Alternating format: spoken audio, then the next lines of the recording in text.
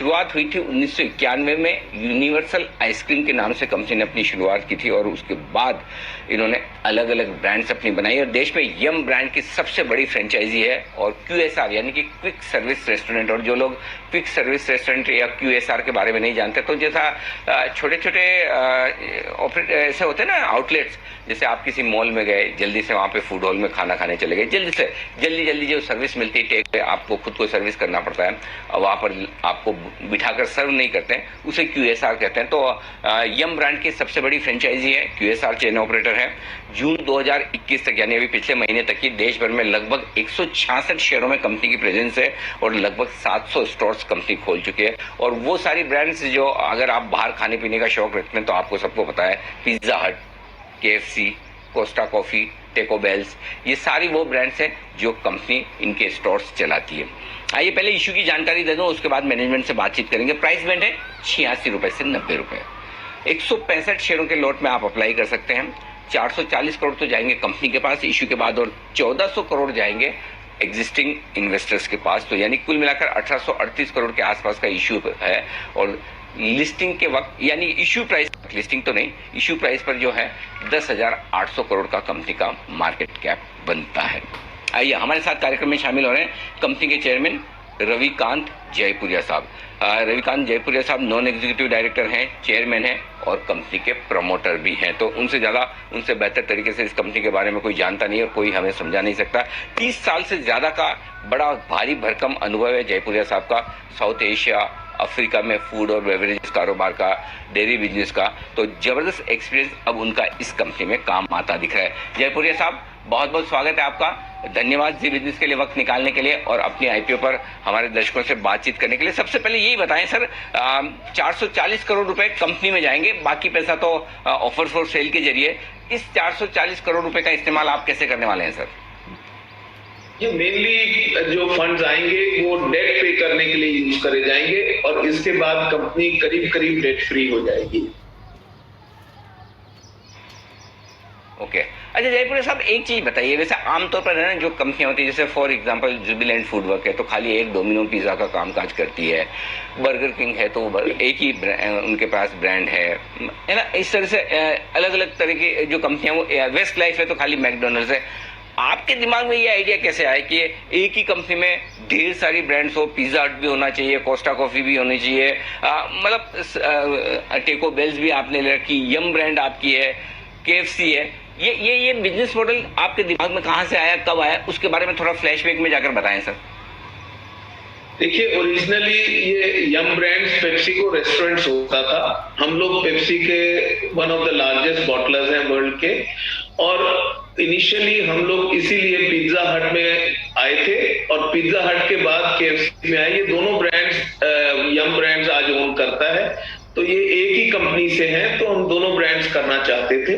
उसके बाद काफी सालों के बाद हम कोस्टा कॉफी की अपॉर्चुनिटी हमें मिली तो हमने कोस्टा कॉफी साइन किया। तो ये सब एक दूसरे को कॉम्प्लीमेंट करते हैं और सारे ब्रांड्स एक दूसरे के सब इंटरनेशनली वर्ल्ड फेमस ब्रांड्स हैं। तो ये कंपनी के लिए बहुत अच्छा है कि 3 ब्रांड्स हैं हमारे पास, एक ब्रांड नहीं है, तो हमारे एक्सपेंशन के लिए बहुत अपॉर्चुनिटी है इन तीनों ब्रांड्स में।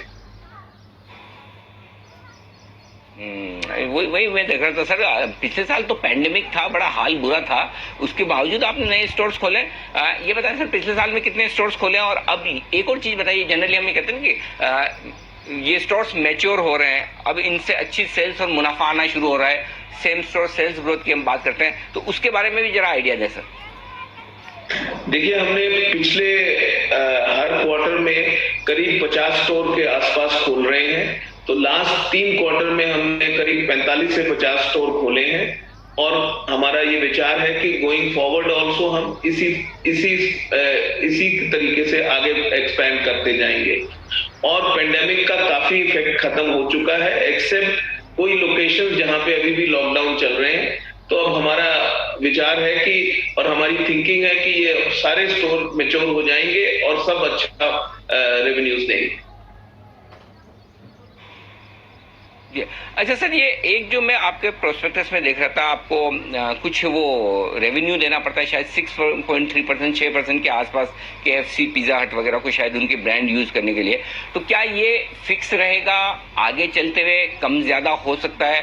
जैसे जैसे आप ग्रो करेंगे, अगर आपकी पॉपुलरिटी और कारोबार बढ़ेगा, तो क्या ये ब्रांड्स अपनी रॉयल्टी या जो भी पैसा आप इनका नाम इस्तेमाल करने के लिए देते हैं वो बढ़ा सकते हैं? नहीं, ये बढ़ा नहीं है। देखिए 25 साल से हम इनके साथ हैं, तो ये स्टैंडर्ड रहा है और हमारे हिसाब से आगे भी ये स्टैंडर्ड रहेगा, इसमें चेंज नहीं आएगा। ओके ओके, ठीक है, परफेक्ट है। अच्छा सर, अभी तक जो मैं देख रहा था कि कंपनी को मुनाफा कमाना बाकी है, साल दर साल 19, 20, 21 एडजस्टेड बेसिस पे देखेंगे लॉस ही है। क्या उम्मीद की जाए, आपके इन्वेस्टर जो आईपीओ की तरफ देख रहे हैं, पैसा लगाना चाहते हैं, कब तक कंपनी प्रॉफिटेबल हो सकती है, इसका एक अंदाजा दें सर। देखिए हमारे हिसाब से अगर नॉर्मल सीजन रहता है, पेंडेमिक फिर दोबारा नहीं आता, तो कंपनी इसी साल प्रॉफिट में आ जानी चाहिए और कंपनी अच्छा कर रही है। लेकिन पेंडेमिक का हम जवाब नहीं दे सकते। तो अगर पेंडेमिक का इफेक्ट अब आगे नहीं आया, थर्ड वेव या जो कह रहे हैं आप लोग, तो हम कोई रीजन नहीं है कि हम प्रॉफिट में नहीं आए।